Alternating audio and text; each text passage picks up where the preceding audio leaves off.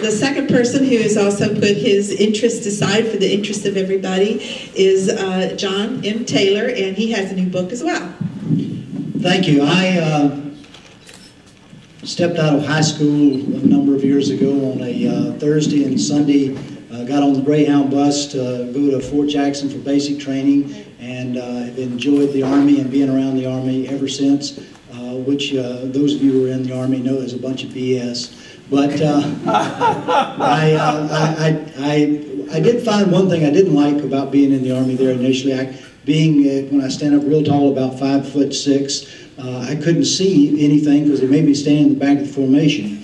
So when I got out shortly after that, went to college, worked pretty well in my favor because when you took ROTC, which I needed to get the grades up so I could graduate, but then I did graduate to do exactly what I wanted to do the rest of my life. I became an Army paratrooper with the 101st Airborne Division.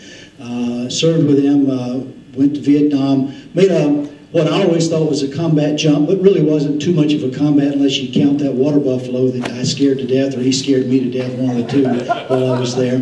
But I served with the 101st when we first went over with the 1st Brigade. And then I served tours like every other person in the Army that makes a career of it. Ended up in the Pentagon. From the Pentagon, I went to join this new organization called the Rapid Deployment Joint Task Force. We were in single-wide trailers down at MacDill Air Force Base out at the end of the runway, which then evolved before I left them into this huge organization now known as Central Command that runs all of our operations in the Middle East. So that was my first real introduction to the Middle East, operations and exercises over there. Then I got to go back 20 years later back to the 101st Airborne Division and let these guys who were born about the same year that I was first assigned to the 101st be my instructors in Air Assault School, where they got me to do plenty of push-ups there on the gravel where I got my Air Assault badge too.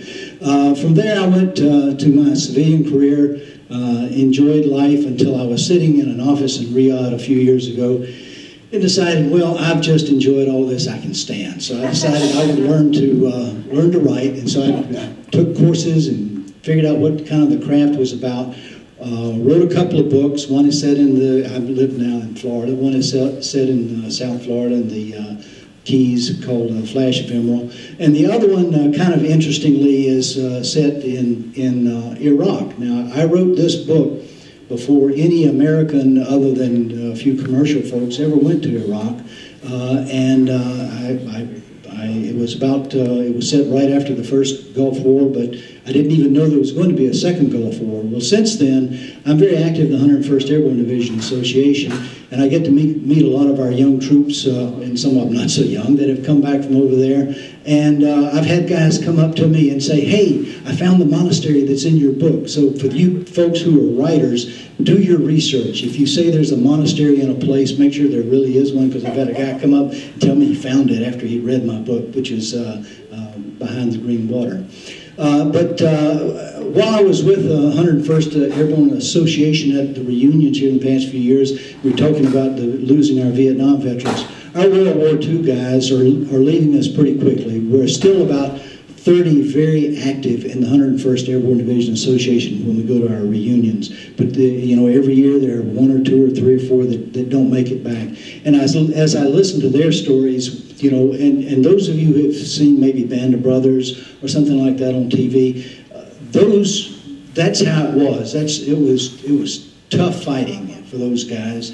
And so I listened to them tell their story, and I thought I can't write real stuff, so I thought I would write a novel that kind of captured what happened there. So I did a lot of research, discovered things like there were over 400 C-47s that participated with just the 101st Airborne Division, Screaming Eagles in the assault on D-Day.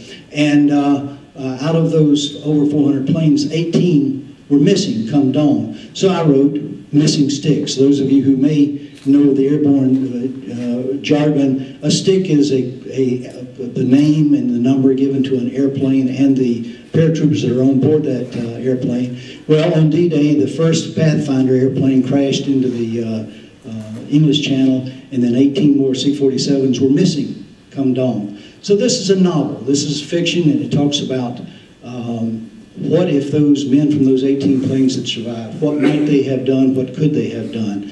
And I've enjoyed reading it, and more than writing it, and even more than that, I've enjoyed going to the reunion, selling this book to guys who were there, and them telling me later, but yeah, that's really the way it was. You did a good job. So I hope you read the book and enjoy it, but I've already gotten all the satisfaction I need because the guys who were there said it was good.